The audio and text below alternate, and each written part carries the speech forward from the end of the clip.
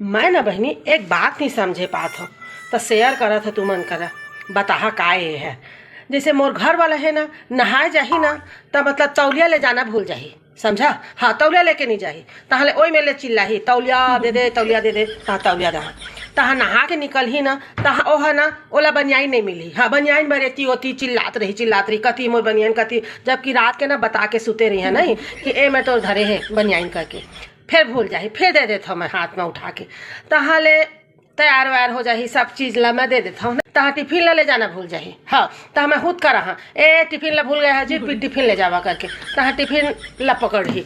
तहाँ गाड़ी के चाबी भूल जाते तहाँ गाड़ी चाबी ला भी मैं सुरता देवा था। हाँ रुमाल उमाल इसलिए मतलब ओका चलते रहते मैंने कुछ चीज़ के बोला सुरता नहीं रहे। हाँ फिर मैं ये समझे नहीं पात हो बहनी कि ओकर ऑफिस में ओकर हर साल इंक्रीमेंट होते और प्रमोशन होते।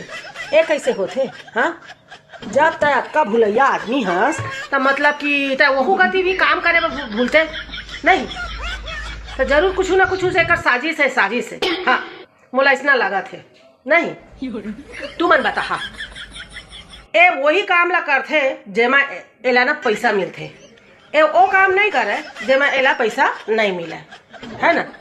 भूलते भाई आदमी तो सब चीज ला भूला थे नहीं, ऐसे थोड़ी है कि घर के बूता ला भूला था और बाहर के बूता ऑफिस बूता ला नहीं भूला था।